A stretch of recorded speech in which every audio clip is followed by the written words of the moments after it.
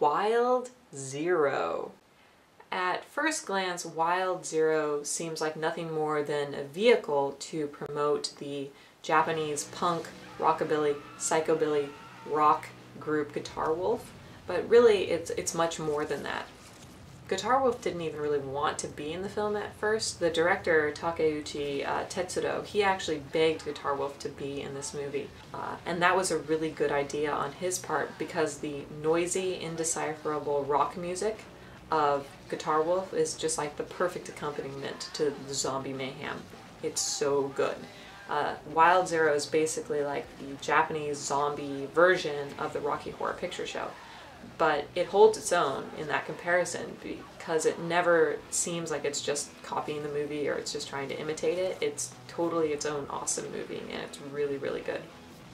Wild Zero is an awesome gender-bending zombie movie that's full of silly pop stars, evil Japanese, music managers, aliens, American muscle cars, explosions, secret agents, and I mean, it's also kind of an excuse to just sit back and watch a bunch of Japanese guys run around in leather jackets and comb their pompadours.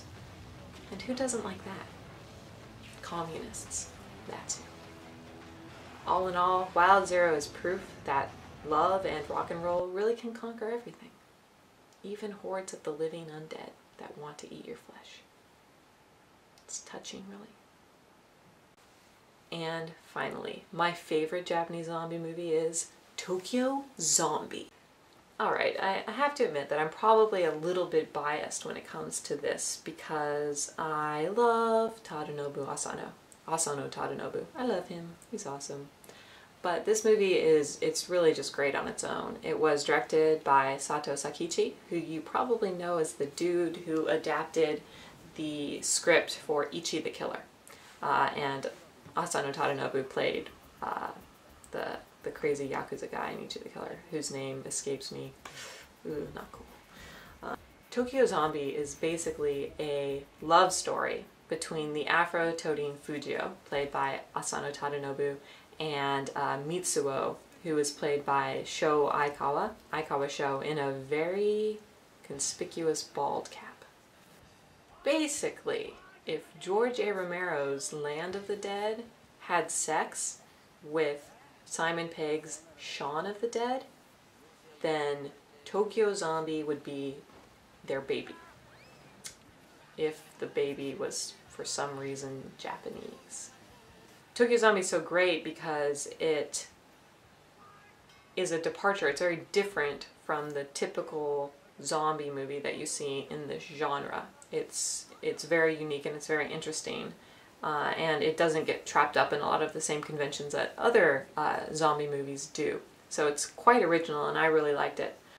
And it's also got some pretty funny like parodies and spoofs on some of the more well-known or conspicuous aspects of Japanese culture, like, you know, pedophile teachers molesting their students, or the Masakan mother complex, guy being forced to bury his mother alive by his overbearing girlfriend.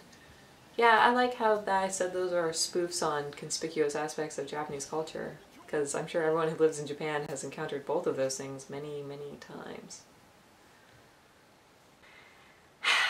And what would a list of my top 5 favorite Japanese zombie movies be without at least me mentioning my least favorite Japanese zombie movie?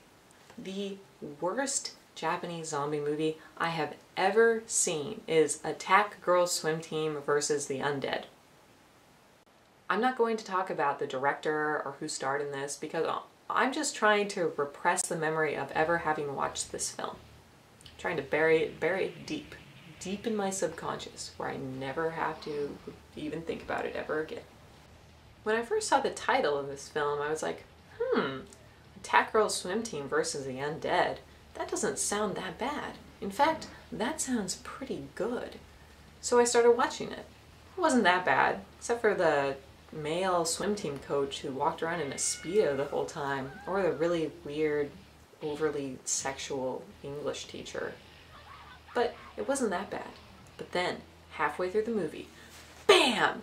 I discover that I'm not really watching a Japanese zombie movie. I'm watching a softcore porn movie that just happens to have zombies in it. Seriously? I have been traumatized.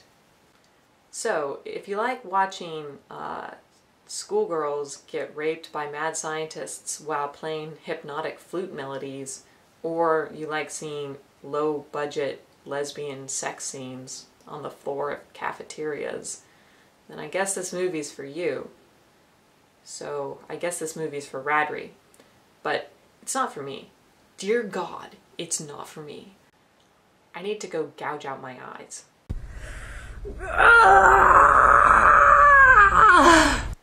Well, that's it.